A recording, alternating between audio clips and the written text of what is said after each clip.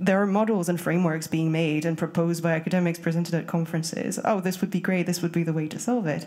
And then it's 20 years later, and the industry is like, oh, yeah, by the way, we should really do this. Our voice synthesis technologies nowadays are still not good enough, both technically and also artistically. So technically, there's still this latency problem. So if you want to swap the voice, or you want to convert the voice, you want to augment the voice, there's always a bit of a delay. And in live performance, we have no tolerance for any sort of delay. They used her voice model to actually sing it, and now she has her song actually sung in 5 languages and all through her own voice model, which also, just opens new horizons. So, welcome everybody.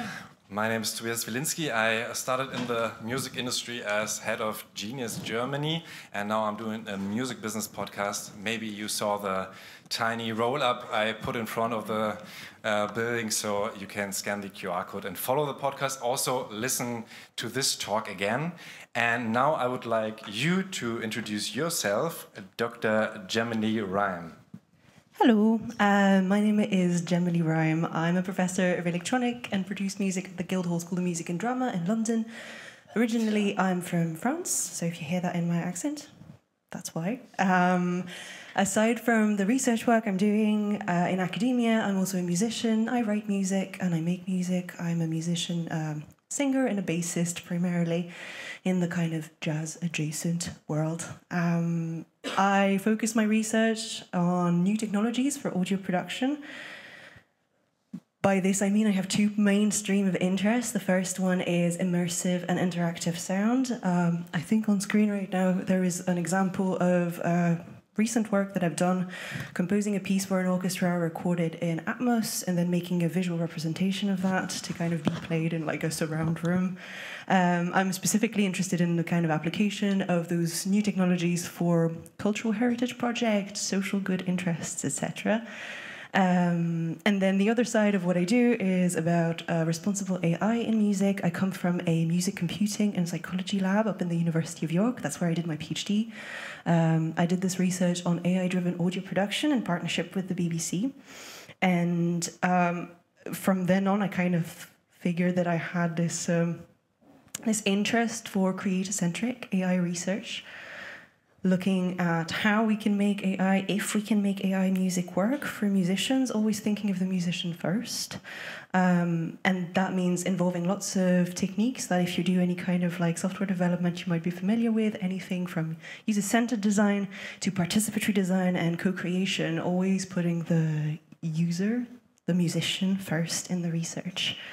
I think the reason that I'm here today on this panel is because a couple of years ago I trained a sample RNN model, a recursive neural network, on my own voice to create a double, to use it on a couple of productions, including one that actually was the AI Song Contest in 2022. It's called Nobody Knew. If you want to listen to it. The other one that you can hear those vocal samples in is called Call Me. It's also online. But generally, yeah, I've tried to not only research but also put into practice the things that I've been learning. So yeah, I'm here wearing my researcher practitioner hat. Hopefully, that's an interesting contribution to the conversation. Sure. And now, Dr. Alexandra Huang-Kokina, you have an opera where you used AI for and have a presentation also. Yeah, thanks so much for having me here. So my name is Alexandra Huang-Kokina, and my daytime job is an academic. So I currently work at the University of Edinburgh and also Lund University in Sweden, and also about to start a new position at the University of Manchester as a music fellow. So from my academic research, I've been very interested in this question of how can I make opera, which is a traditionally very elitist art form. How can I make opera more accessible to diverse modern audiences without really dumbing it down? So I've been starting doing a lot of research for this, and then also recently I founded the new organization called Operative Arts, which is about using cutting-edge technology to enhance opera accessibility. So hence you can see from this slide, this is a new interactive Japanese science fiction opera, which is an opera about AI, and also some of the staging and the production are facilitated by cutting-edge AI technologies. And even though I'm being placed in this panel about voice cloning, I would say in the opera community in general, people are really resistant and skeptical about voice cloning. And as a producer, I always make it very clear in any sort of contractual agreement that I make with opera singers that their voice will not be cloned, and rather AI is just an additional layer to do things like tone morphing, to add a kind of avant-garde sound effect to the opera itself to make it more immersive. So yeah, I will just stop here. I can talk more just in a second. And then, Osreen Skarnolite, you are CEO of Voice Swap. And maybe introduce yourself, and you also have a video. Yes, well, first of all, well done on pronouncing my surname. That's the first time. Yes, that's the first time probably like in the weeks I heard someone actually saying it right. So, hi, my name is Osreen. I'm the CEO of Voice Swap. We specialize in AI voice cloning technology and also finding areas how to apply it in the music production. We work directly with singers, we work with the voiceover talent, and we work directly with rights holders. We run a DTC SaaS platform where anyone can access AI voice models for voice-to-voice conversion of professional singers. And those voice models will not be, and probably will never be, anonymous female lo-fi one or jazz type of model, because we directly associate them with credited singers like Liam Bailey, Ruth Royal, who worked with such names as Rolling Stones, Chase and Status, and so on. So you actually are working then directly with the accredited artists, and also each use of the AI voice model generates new revenue stream for them, because we split all the revenue generated from the use of voice models 50-50 with the underlying artist.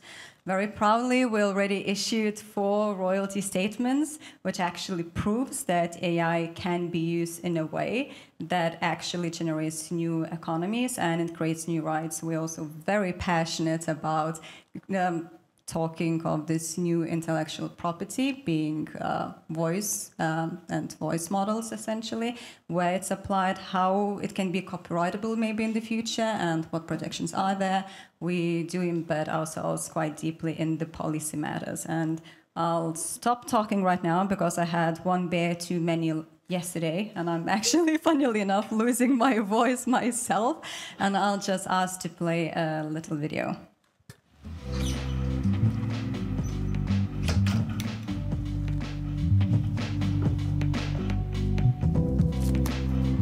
Voice Swap is a revolutionary new way for singers and producers to work with vocals. Access our roster of singers directly from your DAW and try out new voices quickly and easily. Each time you swap a voice, the original singer gets paid a royalty.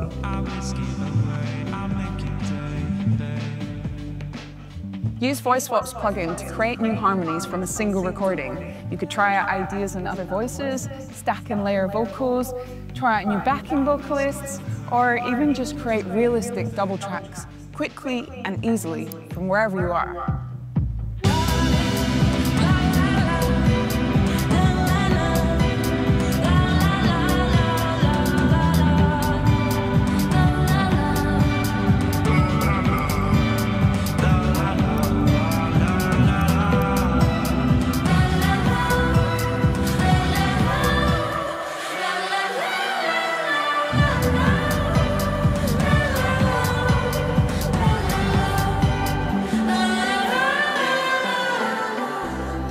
You can even create an AI model of your own voice and share it safely and securely with your bandmates, co-producers, collaborators, or maybe even your fans.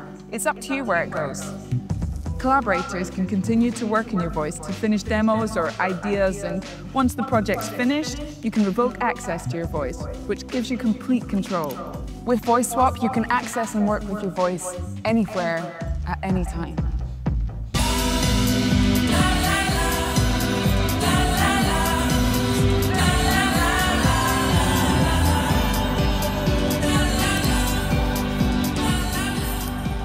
Voice Swap. Find your voice. And just a very quick comment. Yes, that's her real home studio. Like, I get asked a lot of questions whether it's AI-generated background. No, it's actually her studio.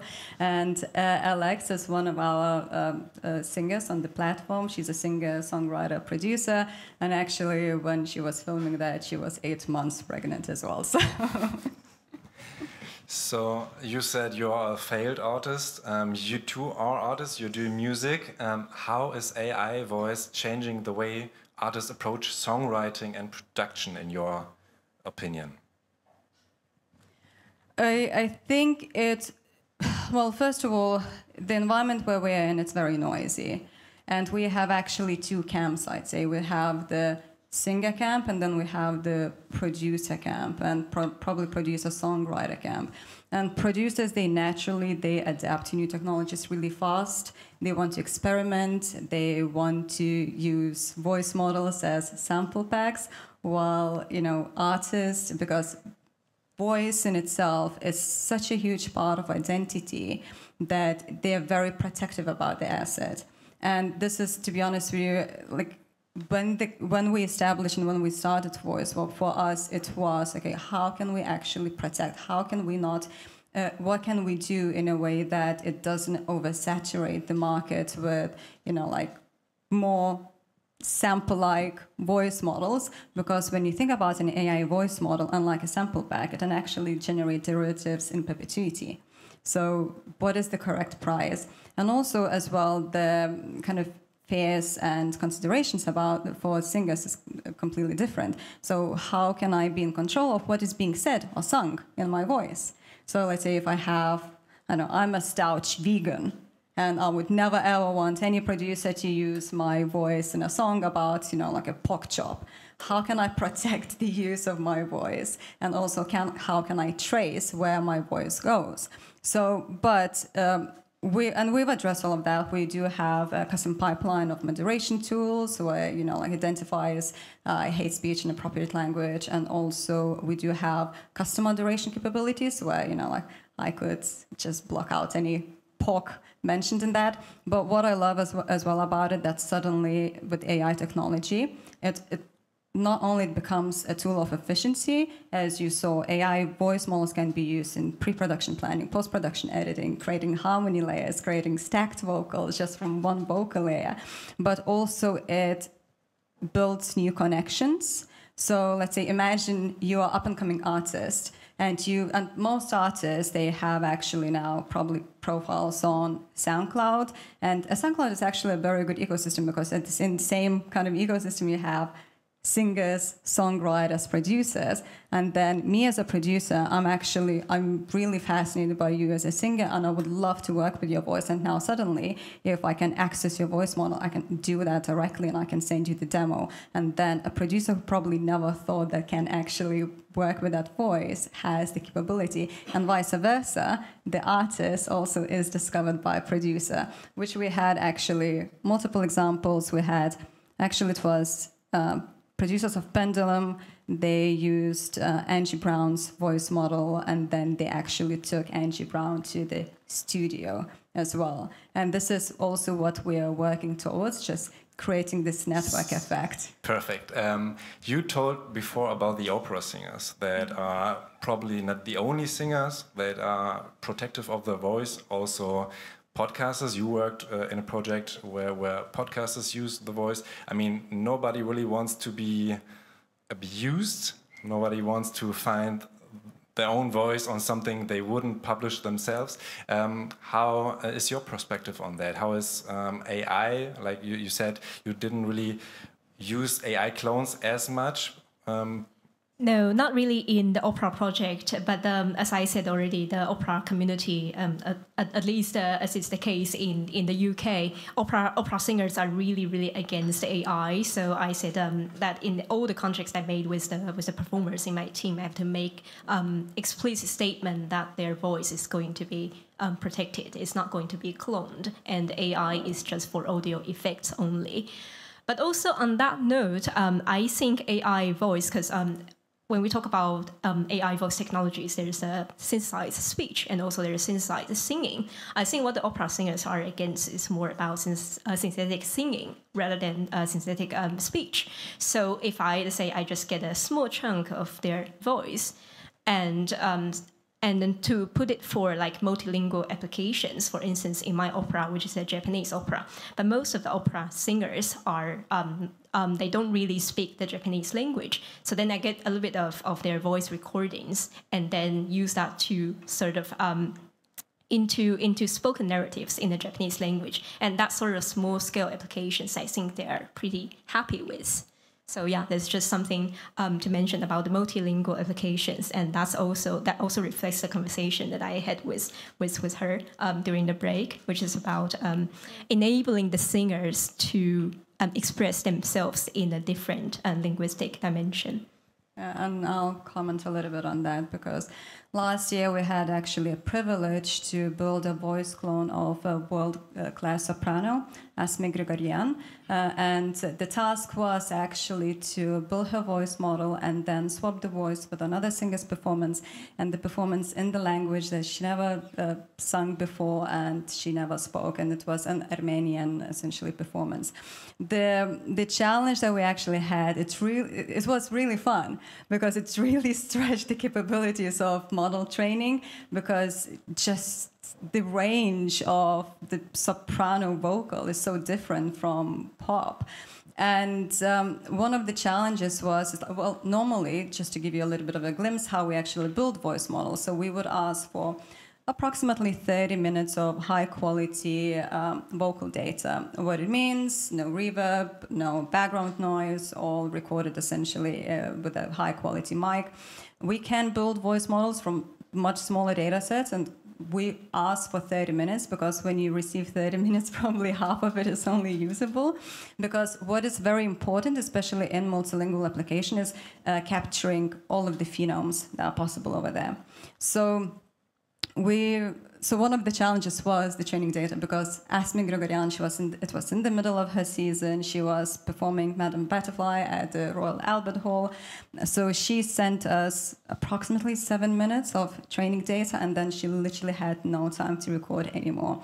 And that's when her team suggested stem separating a recently released album where, she's the main performer over there, which created two challenges, actually. So first of all, because it is an operatic performance and it was accompanied by a piano, so we had to use really good stem separation technology to extract the vocal layer, because piano... I also saw that the stem separation is a good tool to see if something is AI, because sometimes you cannot really see if it is or not, and if it is hard to separate this. Yeah, I've heard this as well. I would love to do more research on this because I don't know, I haven't seen any academic research on it yet. I don't know if we've seen the same video talking about it. The Velvet Sundown YouTube video, yeah.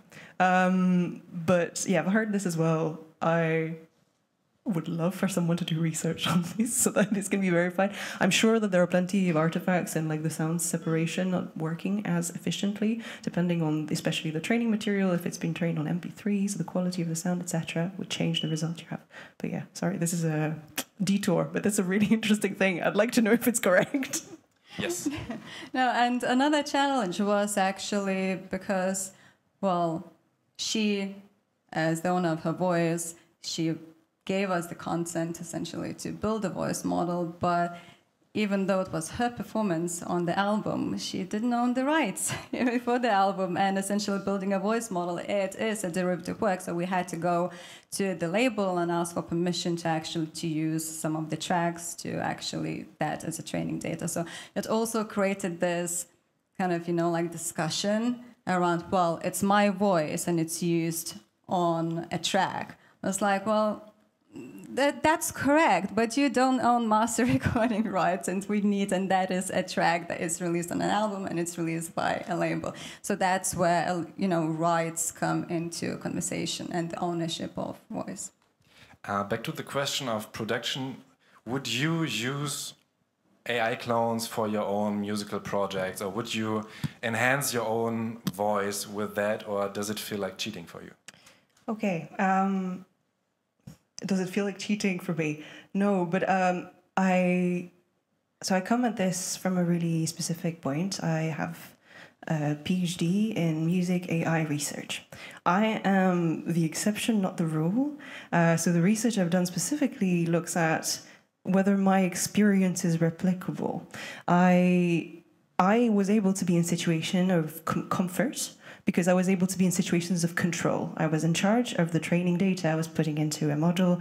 I was in charge of the implementation. I worked closely with the engineers who were working on that implementation. And I was collaborating on the output or completely in charge of the output. This situation is, I'm not saying it's bar impossible outside of this specific situation, but asking a classical singer, for instance, to not only train to be versed in AI enough to understand everything that's coming into and out of the artifacts that are created from this kind of experience is wildly different from asking me to do that. So personally, I've used that clone of my voice that I made that model in a couple of productions completely as almost like a side instrument, as a way that an electronic musician would add layer and texture to a song. I used it to have like some, it's not a beatboxing layer on this song, but like it's something to that extent, right? It adds arrangement and production interest on the tracks I was working on. This is fine for me because I understand everything that comes in and out, and I'm in control of it. My hypothesis is that this is really hard to extend to singers at large who haven't been trained or haven't been explained what exactly is happening in the background. So I'm super glad that you've been making efforts to explain and encourage like the singers that you have on board to understand everything that's going on, because I think that's primordial to this happening in like a responsible way.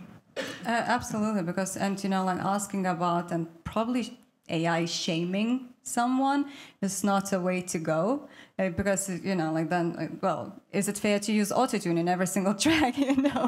Does it make you a singer? And there was a time when actually it was challenged. You don't need to be able to sing anymore, just look good and performance. We'll autotune everything else essentially. So I don't think that that's the route. It's about the education of what are the possibilities of technology, and especially that even though voice or rights into voice likeness and image likeness, they're very blurred, but it's being talked more and more, and this is a new intellectual property that will, I'm pretty sure, very soon be recognized as a copyrightable asset. And as an example, I don't know, have you heard of Katie Price? She's a famous, infamous UK glamour model, but one thing that she recently has done, she actually trademarked her AI likeness, her voice, her image. So she actually protected that in that kind of manner, and it shows that this is a new asset class. Because when you think about that, with AI voice technology, for the first time ever, performance can be separated from the timbre. So it can be my performance, but it can be your voice model, and then so how do we split the royalties? So, and we're talking about that. Well, suddenly maybe actually there is a way then, if we acknowledge that, because you provide identity because it's your voice that is identifiable essentially on the track. So why not to split the royalty or to create an additional royalty?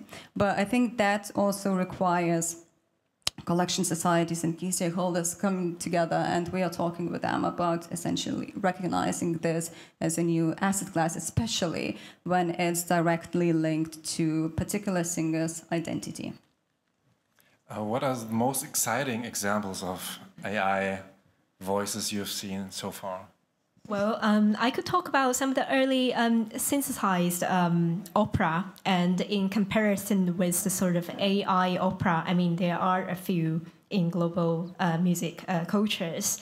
So the idea of synthesizing somebody's voice in the opera context, this can be traced back to the 1960s, and when the American composer Milton Babbitt make this new operatic work using synthesizer, tape recordings, and these two are deployed to reinstate the singing character's song in the opera's framework after her tone is cut out. So this is not an opera composed to replace human opera singers, but rather to explore the dialectical relationships between silencing and technically mediated voice. But obviously, in that time, there's no real synthesized AI voice. In modern days, there are a few AI opera, and some of the use cases, like in 2023, Maria Callas, she was on tour with Melbourne Symphony Orchestra. And also in 2019 in Japan, there's a famous NHK AI Hibari project, which shows a life-size 3D video installations of famous Japanese art song singer Hibari Misora. Both of these two use cases received a really bad critical backlash. Some of the audiences denounced this execution as filling the concert hall with a moribund atmosphere, or even accused them of profaning the dead singers. So I guess what I mentioned, that these use cases of AI voice in the operatic world, this really talks about the relationships between the voice and also how do you choose to embody the voice as well. Because choose to represent the dead Maria Callas in, let's say, holographic images or 3D video installations, is that the best way to represent the singers? And also that raises another very interesting question about how hyper-realistic do you want this voice to sound? Do we want them to sound so indistinguishable from real human singing voice to the extent that it sounds like it's the echoing of the ghost voice of the singer? Yeah, I'll piggyback off of that, because I think personally my interest lies in that kind of non-human, like it doesn't have to be human to be usable. As an electronic musician, we're always, I'm sure you guys know, you're always looking for ways to make new sounds. You're always looking for the next thing to make your track sound so warm and analog or whatever you want to do with your tracks. But there's ways that you can not misuse, but use in a way that reappropriates the AI, the models that you're using, into something creative, and that's your own. And I'm particularly interested in that because I think that when you have that reappropriation of your output, of that change into like the edge of something that sounds kind of human but not really, you're also completely integrating the process as well and showcasing that like you have control over what's happening. I'm sure there are applications where people might want to seek exact replicas of their voices, but personally, I am most excited about the things that kind of misuse it, break it a little bit, or use it for like making new sounds, if that makes sense. Absolutely, and to be honest with you, we always also encourage everyone, and not only when it comes to AI voice models, but to any technology, just break it, because only when you actually look into the insides of it, you can then maybe rearrange it a little bit in the way that actually works for you. But for me, I think, and the biggest AI promise is collaboration, I think. And one of the most exciting actually projects where I genuinely felt, okay, we are part of the music industry, we are not cannibalizing it, was when at the beginning of this year, we actually announced a competition. We launched a competition together with Beatport and Robert Owens, who's a Chicago house legend, essentially opening his AI voice model and encouraging any producers to submit original works using his AI voice model. And I remember to this day, it was 7 a.m. in the morning. I was in my flat in London, and I was actually listening to the entries, and they were all so good. And I was just, I was doing my little chair dance, like wiggling my shoulders. I was like, this is it. This is what it means to be part of the music industry. You're listening to the original work. And then suddenly, and Robert Owens himself, he chose the winner. He re-sung the lines. He could release the track, but it was more about, okay, how through AI voice model, a producer can now be exposed to an established artist and how can essentially the fruits of that collaboration can be released. Also, it was just the strike of luck that also the producer was a long a long-term fan of Robert Owens, and essentially he thought, well, I never actually imagined that I'll be able to ever work with his voice and produce. So, yeah. I also interviewed recently an artist that cloned his voice and uses a female voice because he really needed one for the hook, and he just tried something and then he just picked himself as a female voice. That I found really interesting. Absolutely. I mean, the world is your oyster when it comes down to AI voice technology, especially when you use it in tandem with existing tools. With the plugins with Melodyne, it's very powerful as well. Or, you know, like sample packs. Suddenly they can, you know, like you can have a sample that sings or a layer in, you know, multiple of voices and or multi-language capabilities as well.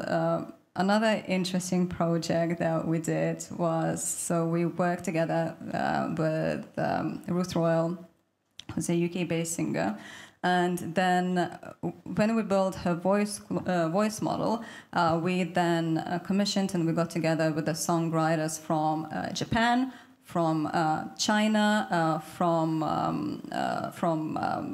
one of the, it was from Spain, if I remember correctly, and then one of the Arabic countries, I don't remember which one exactly. A lot of countries. A lot of. So essentially what we did, so they wrote a localized version of her song, they used her voice model to actually sing it, and now she has her song actually sung in 5 languages and all through her own voice model, which also, you know, just opens new horizons. And when we are talking about catalog expansion, especially for sync, this is a new area.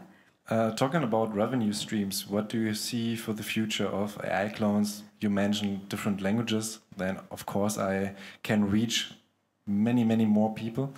What do you think about the revenue streams of AI clones for artists? I think it's in a strange place because I've heard of a couple of cases where, you know, people have made money selling the rights to their voice, not through your company. It was a while ago when it was starting out, and did that for a price that I find ridiculously low because they did not understand everything that was going on to be happening afterwards. Nowadays, I think hopefully there's going to be more teaching and training about what a voice is worth. I hope that we can approach a model of fair remuneration for artists that takes into account the entire ecosystem that a voice goes through for a musical project, from creation to production to distribution. This is really complicated.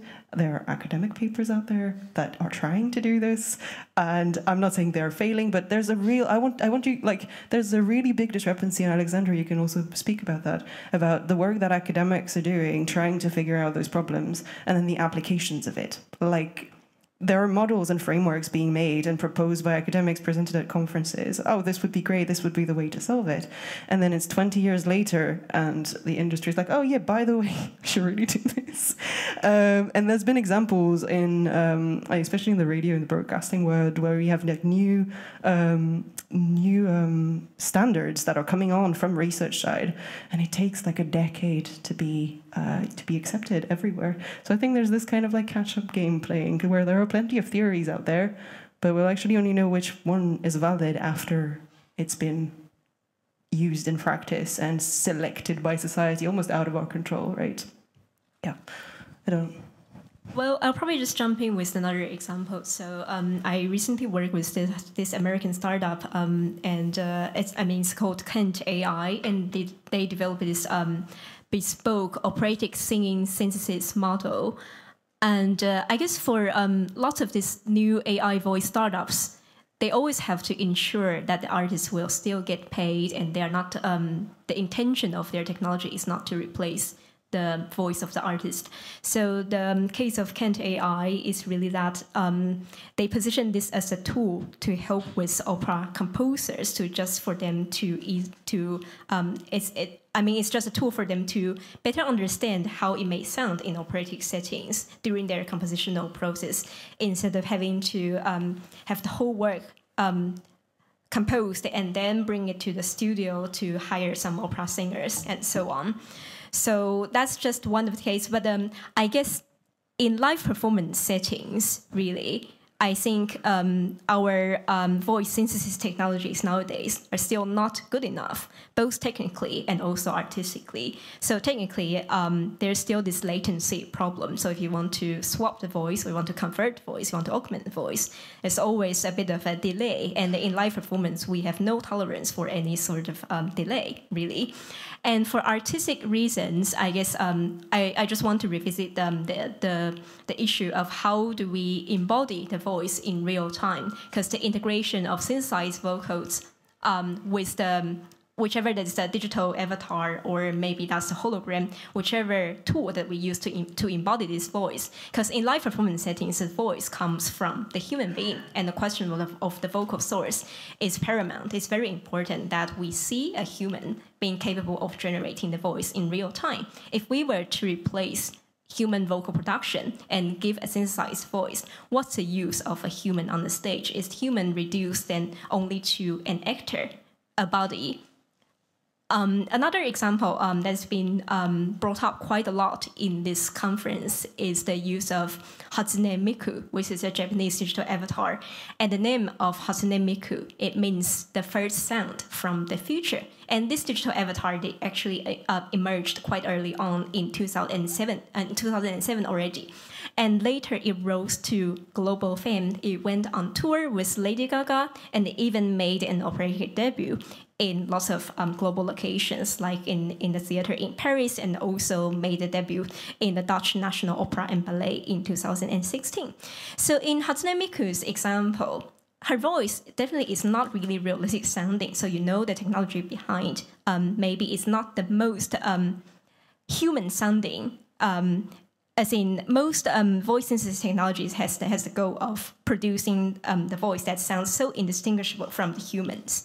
But in Hatsune Miku's example, you can clearly hear the sound is not a human voice. It's a kind of digitally mediated voice. And also, the digital avatar that is used to embody the voice is kind of this cute-looking little cartoon animated character. Hatsune Miku was quite well received across the world, and as opposed to the two examples that I just brought up about Maria Callas and also the Japanese singer Hibari Misora, even though in Callas' example, the voice AI technology has been way more advanced than when Hatsune Miku made her operatic debut back in 2016. But Hatsune Miku was way better received than Maria Callas' example. So maybe that tells about something in this voice technology, that we don't want this AI-generated voice to sound entirely human. Maybe there's other things that we are expecting from the AI voice. So maybe you two can also comment on this issue about, so what is the highest goal of this technology? Is it hyperrealism, or is there something else, some artistic potentiality behind it? I think it's funny because you're sat right in the middle, and we're probably on the either end of that, where you're going towards hyperrealism and I'm pushing in the other way. On the other side of the hyperrealism, on the electronic musician tinkerer side, where you just want to make something weird out of a tool that's out there. There's value in this that doesn't have a price. If you go back to the question that you were asking, which was about the price and the remuneration, how do you adequately pay for a for part of a sample that you've recorded, etc.? It's a can of worm that goes beyond even the problems that we've been having with finding out the worth of sampling and distribution, etc. So I think this is potentially even more complicated and layered in terms of remuneration than when you go towards hyperrealism, where there's a clear attribution to someone who's contributed their voice. I don't know how you feel about it, but maybe, do you think it's more straightforward as if you get a hyper-realistic voice to do that chain of remuneration for the artist? Or I mean, look, when it comes down, and when we're talking about the attribution, let's say for those blended voices and so on, my saying in this topic is where there is a will, there is a way. Okay. As simple as that, you can definitely. There is a lot of research. There are a lot of tools coming out there. There are a lot of companies that now also they specialize in actually sorting out training data sets for for voice cloning purposes, be those blended also. So I just think, you can definitely achieve that, but prior to that, we just need to have like a general consensus, like where do we actually stand as an industry towards essentially with the AI, especially AI voice cloning technology. And yes, we personally, Voice Swap, we are interested in the highest quality, super realistic performance because we are targeting professional music making industry. We are not interested in just generating something that sounds crap. That's what's the point of it. I think another question should be which actually voice cloning technology we are talking about. Is it voice-to-voice conversion or text-to-speech? So voice-to-voice conversion at the moment, the challenge, because it's essentially you can swap the timbre, but the performance is left outside of that. While with text-to-speech, even we are working with voiceover talents and on some really famous actually characters where we achieved almost indistinguishable delivery in acting performance as well when it comes down to speaking. So I think it will only get better. It will only get faster. At the moment, yes, the challenge is with real-time conversion because you kind of sacrifice the quality, and because we don't want to sacrifice the quality. And let's say, as you saw in the video, the conversion itself, because our infrastructure is cloud-based infrastructure, and then also we need to talk about the future, where if this technology will be, localized, and should it be localized, and different infrastructural requirements essentially. As you saw in the video, it's to convert a voice, it's a split of a second. So it's almost imminent. You have this imminent, essentially, loop of conversion, getting feedback, understanding what works for you, using that. If it doesn't work, going to another voice, changing the pitch. I really love what users are doing and producers with actually, playing with pitch adjustments and voices and finding, new sounds over there. So back to monetization. You're at the source. How much money can I make with Voice Swap? More than from streaming. More than from streaming, I can tell you that. So we have two monetization avenues. So first of all, it's very simple. We didn't want to overcomplicate things. So each time a button is pressed to convert a voice, we actually pay upon inference. So we don't wait for the track to be released. It's about the usage of the voice because we feel that that's only fair. So, and if we're, if you want reference numbers, if we are comparing to royalties from streaming per minute, let's say, to what some of our artists are earning, so they're earning 14 pence per minute of the vocals used in there. It doesn't mean that they're earning 14 pence every single minute, but it's just in the minute of an audio. So that is that. Then also we have, if a user wants to release a track, we have a buyout license. So the full track is sent to the singer, they listen to the track, they can through the platform accept or reject the track, because sometimes it comes down to actually to the taste of the music. And then depending on how long the vocal layer is in the track, there is a one-off license fee, and that is a featured buyout license, and it goes from £150 to I think the most expensive one is £500 license. So yes.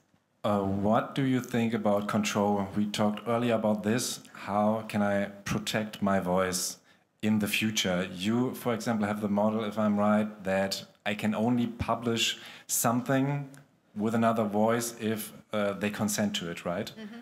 Yeah, I cannot put it on Spotify just like that, but I really have to ask the artist, is this okay, right? Yes. Well, first of all, in our terms and conditions, it's automatic. So if you subscribe, and it means and I fight hard against actually free use of AI models, and I do apologize to all of the producers. We do get a lot of actually emails. Oh, can we use this AI voice model for free? It's like, well, yes, you can if you release your music for free. That is my one condition. You know, if you have no value, if you add no value in your music production process, what sort of value are you generating, at the end of it, and how are you monetizing that? So first of all, going back to the control, is all of our voice models are consented. And with the subscription, they can use all of the voice models unless it is a session voice model, just for private purposes. And if they want a commercial or public release, then they must ask for consent. We are working, every single output contains also our custom high-frequency watermark, so then we can actually trace back to the user if it's needed. And we are looking also into more advanced tools for active detection and also attribution already within the music ecosystem and distribution, essentially. Yeah. The question was about control, right? Yes.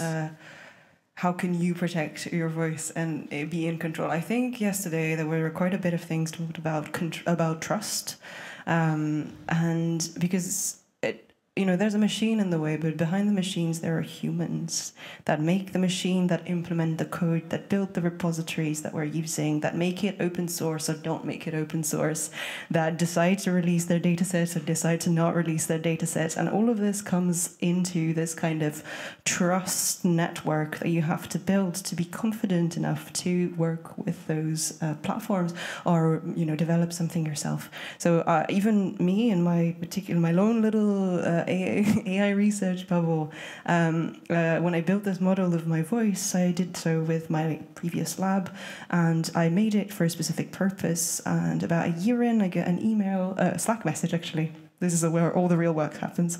I get a Slack notification like, hey, by the way, we're going to use your model with your voice in a workshop that I'm not attending or part of, to ask like random 30 producers in a room to make music with it.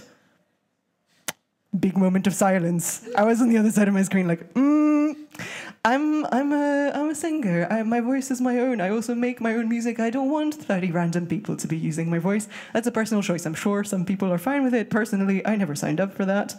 And even though these people are my collaborators, I trust them implicitly. And obviously that was resolved via like 2 Slack messages. That wasn't like a big deal. But even in my super privileged position in this industry, I still came across that kind of like weird usage of something that I had made when I thought I was in control, because like on paper I was, but I guess actually I wasn't. So there's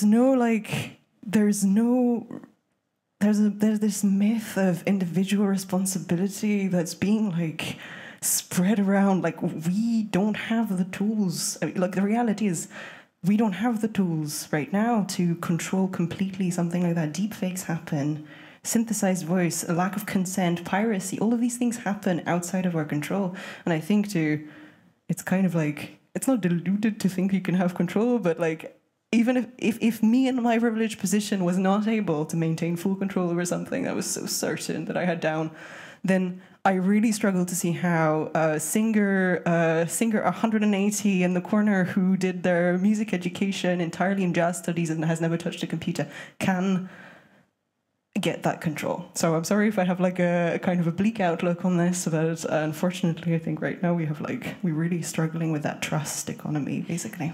Yeah, and I was actually told that trust is the most expensive word out there. It can be very expensive if you base a relationship on trust. But this is where education comes into play. Yeah. You have to, and I think now alongside, like sound engineering, so you have to also have a curriculum around rights and usage of AI voice models within the existing production, essentially, processes. And for the same reason that even though we trust that that users, they have all the best intention in their hearts because they're creators and, it's all for the sake of creativity. But we do recognize that there will always be rogue actors. And when there is also and I think we actually focus a lot when it comes down to bad actors, and I want to actually separate a rogue actor from a bad actor, because when we're talking about bad actors in big companies that we all know of and we continuously discuss about them, and the misuse of the copyrighted data within like their models and so on. It's actually quite easy then to point a finger at those big companies, so because they're the source. But what about all of those random voice models that being, like built there by just a guy or a girl, or in their bedrooms, and they're trying to monetize those models. And this was actually a question, and this was like a big debate when we wanted to release voice model training capabilities for any users. And by the way, those voice models are only used in private settings. So let's say if you wanted to build a voice model, so you build it, you upload the training data, it's built, and then it can only be accessed by people that you give access to, and you can remove the access. Our question was like, well, how do we actually make sure that people are not going stem separating Taylor Swift, Selena Gomez and so on, using their capellas from their tracks and creating, Taylor Swift 1, 2, and creating this avalanche essentially of those voice models, infringing multiple rights alongside the way. So, and to be honest, we were not that inventive. We used existing technology. So we partnered up with BMAT. They already have a fingerprint database of 180 million, and they already track 30 billion movements a day across digital and live streaming platforms, essentially, because they collect for the collection size and rights holders. So what we've done, we built an API where essentially the training data, when it's uploaded, it is cross-checked against their fingerprinting database, and if a copyrighted data is identified, then the training just simply doesn't happen. And the metadata that we receive is actually very accurate. We can see if the copyright checks fail, that the name of the artist, the title of the song, when commercial license was applied, and also who owns the rights. So we already have those tools. I think we just need to adopt them in this new essential economy and industry. We are almost at the end. Do you have questions? Then we have like 5 minutes. There's one, I think, or you're just tired? Okay. I'm not tired at all. For me, this was the best panel talk of all. It's a dark side for me, what you all discuss. And you have a little Jesus style, I must say, for copyrights. May I ask the opinion of 11 Labs? Probably you all know. Mm-hmm. What your thoughts about this engine? Sorry, do you... I'll reply to this wearing I did a big portion of my research was on non-musical audio, specifically for broadcasting and podcasting, and I interviewed I think I worked in a participatory design context with like 50 different podcast producers, and asked them how do you feel about voice synthesis using examples like 11 Labs or Descript, etc. And the wide reaction was this is a problem for us, especially working in news and broadcasting. They were like, we don't know when the limit is editorially to changing and adding an S to someone speaking versus an entire voice being synthesized. So that's one of the reasons why I felt the need to completely not stop using this specifically, but not include it in further research, because it seemed to be such a problem with the producers that I worked with. That's from my personal experience working with this specific industry. Maybe in music it's different, but yeah, the broadcasters and podcasters that I've worked with did not love this as a solution. And if your question was about technical specs? To be honest, I already knew your answer, because I'm the guy you earn money with. I'm an audio producer and record a lot of voices, and I'm a composer, whatever. So ethical-wise, I would not want to have your opinion, because you're a sister, you're really great. But I would love to hear the opinion of course. A really good answer, but I need people like you to keep it real, and engines should not, you know what I mean? Take our talents and you put I don't know what you mean, sorry. Whatever. It's just like a thing of copyrights and cloning. for me, a big topic is cloning voices. I have to deal with agencies and companies, and they ask me more and more, and they are like billion companies like SAP, Procter & Gamble, and all that stuff. My advice would be read their terms and conditions. Don't go easily into licensing deals before you actually understand the terms and conditions, where the training data ends up, because there is one thing of actually building standalone and individual voice models. Another thing is when it actually ends up in the base model, then it's lost.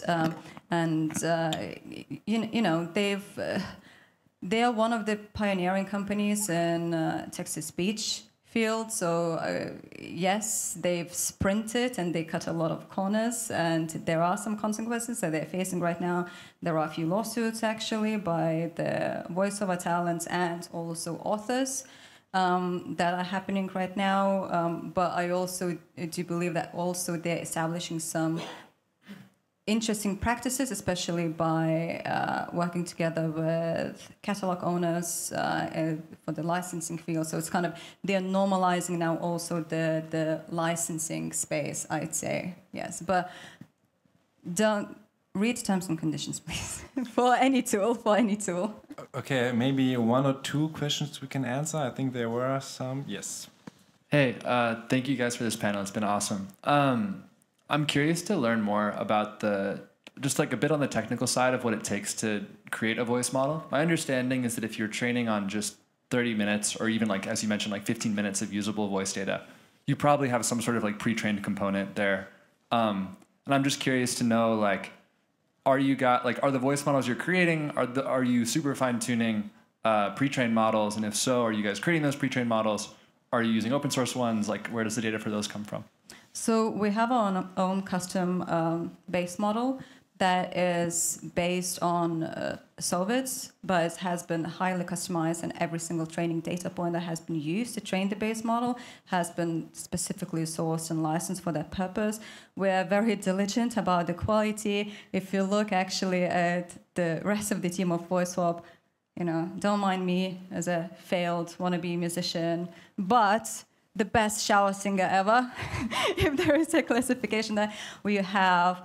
Dan Stein, professionally known as DJ Fresh, he's a multi-platinum, actually triple platinum music producer, record label owner, artist in his own right. He is our CTO. He's been actually working in ML engineering for the last 8 years. So he's very knowledgeable about the music production, while also very knowledgeable about the ML side as well. The rest of the team also comes from audio production side. So we all strive for the quality. This is why curating training data is very important. This is why training data and licensing is such a hot topic, because if you want to advance your models, you really need very good training data. So this is why our base model is built for purpose. So when you upload 20 minutes of training data, and that's all you need to do, you will get a very good quality, studio quality, essentially, voice model. Okay, maybe the last question, very short, then we are finished. Okay, I'll try to be fast. What do you guys think about the impact on the wider music ecosystem? So the examples of hiring a famous likeness to do an audiobook, or a famous singer to do your backing singing, making a female version of yourself instead of paying a real woman. What's the impact, do you think, on up-and-coming artists, podcasters, opera singers? Yeah, to me as a musician, I'm really emotional, as you can hear my voice, because I can see my life just melting away. Now we have your voice. Just kidding. Like, to me, this is just massively unethical. So I think I mean, I agree, basically. So the thing that I'm trying to share, and whenever I do these talks, I really want people to get out of with, is that I don't actually I would only use these because I'm familiar with the tools and technology, and I train it on my own voice. It's something personal. I use open source open source models, and I augment my data, to answer the question before, to get to a point where it's like it's a quality that's okay but not great. And it's fine for me. But I don't see it as being an alternative or being something that would replace genuine human musical connection. And I think we all have a little part to play in how the world sees and views music, and how we interact with the concept of what it is to be a musician and the value of music in the world. And every time that you're doing something and using a technology without you understanding it fully, or without being in complete control, or without knowing exactly what comes out of it, you're contributing to like a slow shift into something different. Again, this isn't like I'm not putting responsibility on the individuals. I think it goes way beyond that. I don't have a solution. I would like there to be more education, more training, more open source material out there, and for everything that's worth, more transparency from people who are making those tools, because that will make such a huge difference to how we feel and how we act. Yeah. Well, just to jump in for a very quick note, so I guess opera community is just very detached from the trends of the real world. So because of there's so much synthetic voice out there in all sorts of musical genres, but opera still remains its focus on the live performance arena. So in live performance, we already talked about, currently it's still not really looking promising to replace human operatic singing with any sort of AI voice clones. So therefore, I think the ramification of that is that opera singers may even raise their price, given how much synthetic voice it is out there. Just to give you an idea, if I want to contract a very small scale opera production with a mid-career, let's say with 5-6 years of singing, and if I just want to give them a contract of working on my small scale opera production, then the fee the opera singer receives is something like 1.5 to 2,000 British pounds. So that's quite a lot compared to the fee that is received by musicians in other genres. So my observation is just opera is really going against the trends in the real world and also in the broader musical and creative ecosystem. Thank you very much for all the insightful, for all your experience and for your time.